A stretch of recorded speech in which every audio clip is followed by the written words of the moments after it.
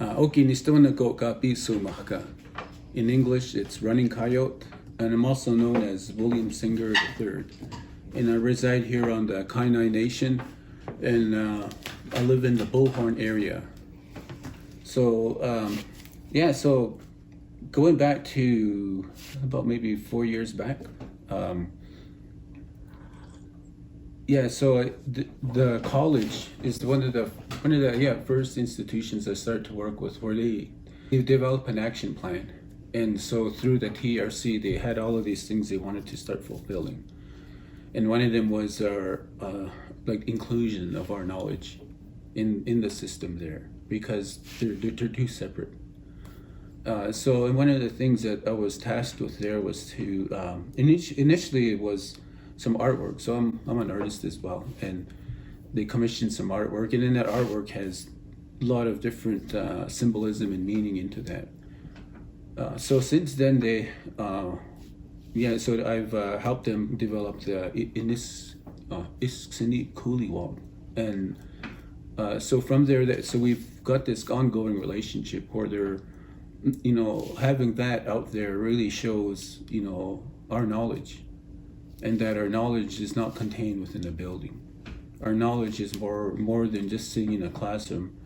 Traditional knowledge involves being outside, whether it's wind, rain. It's all a part of the knowledge, and through all of that, that's you're immersed in it. And when you're in a classroom, you're really not. The main thing for me is to heal it. And one of the things about that is there's a lot that goes with that. So then I started back in 2020, I think it was, or 2021. The city of Lethbridge invited me to go speak at their home and garden show.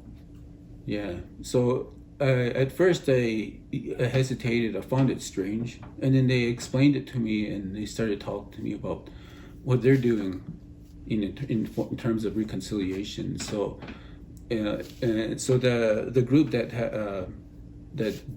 puts together that home and garden show felt that there should be have a First Nations representation in there. So they had me do a presentation on the traditional ways of we didn't really garden in those days, but other than harvesting, but also to also show that the plants that grow wild and that we still use don't need that much water. They're drought hardy, tolerant. And so after that, we had some discussions with the city, and so they would like to obtain plants from me. So what they're starting to move into right now is to start, rewilding some of these locations that are out there. And that work has begun. So I also do work with the Helen Schuler Nature Center. So next year they didn't have time earlier this year. It was we're gonna do a presentation on pollinators. So from there it just started to really open a lot of doors for a lot of even the Interfaith Food Bank. I've used them at one point when I was a student. So we're working together now where they've developed an indigenous garden. Other places are asking for that. So lately I've been going to schools outside and around Lethbridge,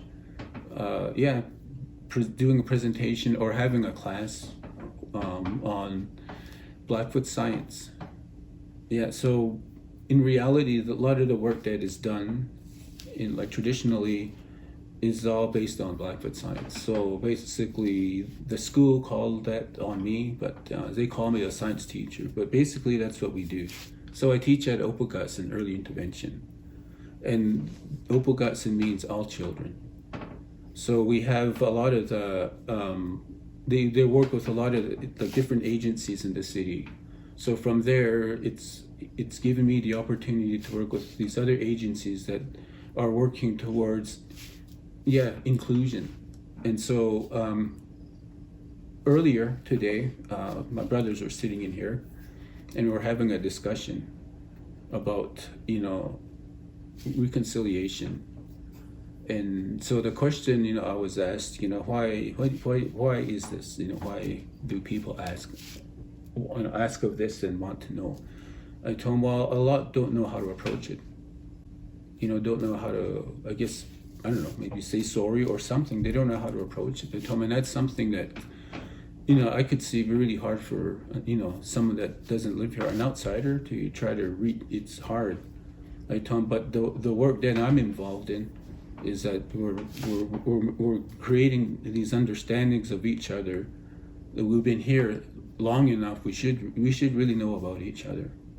We know about the Western world, so now it's us to start. It's up to us now to carry on and just keep going and work together and just start sharing knowledge. You can never actually put them together, but you can work within them, and so that's something that we're working on. So so with the Upukas and the teachings they're doing, it's really creating a lot of other areas in terms of the work I'm doing. So with Upukas, and they're partnered with me here, so they have the garden here, their garden bed.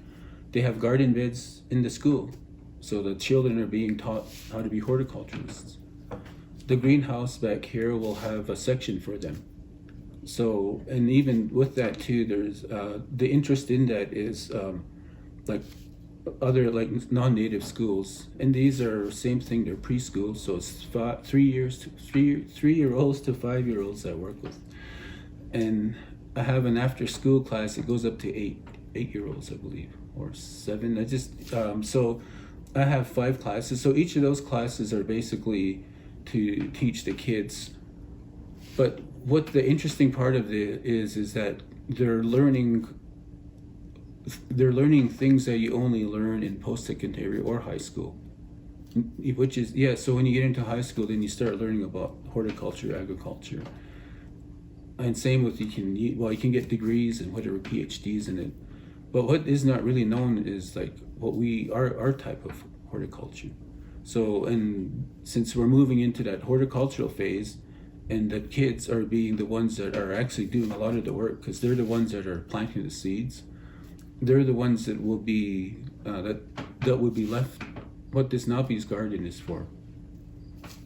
So aside from creating these relationships with our allies, sometimes they'll say settlers. I prefer ally. So a lot of them have partnered with me, and they have come to help. And so that's that whole thing, where we. And so when we do work together, there's always that learning process we both go through. Gives us a better understanding. So even with the greenhouse, it's through Parks Canada, Waterton, and that was a partnership that was sort of same thing. They want to start working even more with reconciliation. They've got an interpretive center, but they want to start getting more, and so they want to start supporting the work we're doing. But we've been partnered for about 2 years already. And prior to the greenhouse that's being built now, one was supposed to be built in 2020, but it fell through. So, in the initial news of that, the Parks Canada, a couple of the work staff were present, and they showed enthusiasm because they came forward and said, to work with them growing seeds and help restoring areas, like in the mountain parks, so, and that was something that, I was looking forward to, but it never happened. So last year, the same individuals, they came forward, Kimberly Pearson and Rob Sissons, and they said that they came across some funding for a greenhouse. So then we started through all the paperwork. Then it happened because, it's 3 years. I waited 3 years and it's not happening, and that was really holding me back in terms of, so now with the greenhouse, then we can start building that capacity. So, and that is really, it's good. I like it because, so people will have a, second look, or if they even notice what's growing there, because it doesn't look like what you buy in a store. It's totally different. It's almost like a native person. You have to take another look at. But So having those particular plants available will also help the individual. So let's say the city of Lethbridge will want to grow wild yarrow, common yarrow. So that can be grown, and it can also be used as an insect repellent. A band-aid from the leaves, or you could even get you can even make it into a tea. You know how people could begin to learn to help themselves, decolonize, and that's what the focus of the work that we do here. So a lot of it is even down to what when our volunteers come. We eat really traditional. So it's a soup. You know, it's usually with bison, and So then we use like my nephew Leighton. He's a chef. So I used to do all the cooking, but with the way things have been picking up, he took over. I just give him the ingredients. He makes a really awesome soup. So the whole thing with like reconciliation, the big part of that will be really like beneficial is the plants that they're going to grow, the plants that are around, because with those plants, when people will start seeing them and not knowing that they've always been there, it's kind of like saying, you know, the same with us. We've always been here, you know, and so this, and with that, this can help you, you know, this can, you know, whatever. And that's the whole other part of it. Yeah, it's not just plants they're receiving a story. So that's you know, that's the reconciliation. The bottom line for what Napi's Garden also will be is a place where people can come. It'll be a destination to come and unwind.